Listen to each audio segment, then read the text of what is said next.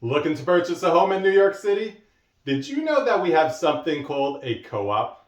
It's similar in looks to a condo in that it could be a high-rise, low-rise, garden-style apartment, it could be a townhouse. However, most other things about the co-op are different.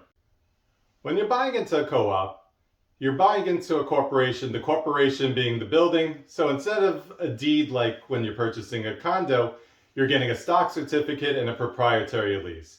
And just like most corporations, there is a board that runs the corporation, which is elected by the residents of the building.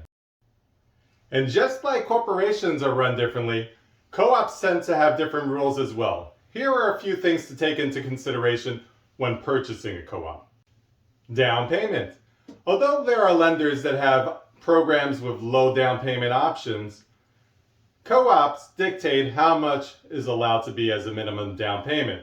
Typically 20% is the lowest I've seen. There are ones that are 25%, 30%, 50%, and there are even co-ops that don't allow financing at all. Sublet policy. Some buildings don't allow you to sublet at all. Some allow you to sublet after living in the property for X amount of years. There are different rules, so it's important to know what your goal is.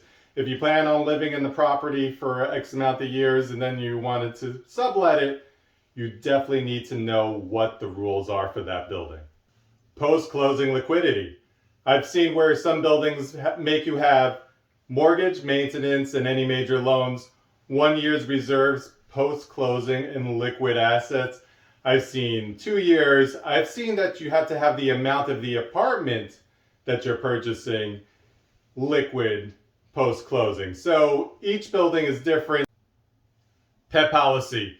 Some buildings don't allow pets at all. Some will allow cats but no dogs. Some will allow dogs but only up to a certain weight. DTI, which stands for debt to income ratio. I did a video about it in the past, so check out my video library. But the buildings will allow different amounts. Some will say 30% debt to income ratio. Some will say 25, some will say less. So each building, depending on how strict they are, will have a different number. Also note, unlike in a condo where you're paying your common charges and real estate taxes separately, in a co-op you're paying what's called a maintenance fee. That includes your real estate taxes in there and typically your heat and hot water. It can include your electric and your gas. You have to ask, each building is different. Depends on how their meters are set up.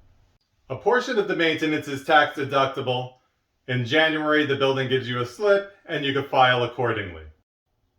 The key takeaway is just because you got approved for a loan doesn't mean that you're going to qualify for a particular building. That's why it's important to have an experienced agent, real estate attorney, and mortgage professional working with you so that they can help guide you through the process. If you have any questions about a co-op or anything else to do in New York City real estate, feel free to reach out and I'll catch you next time.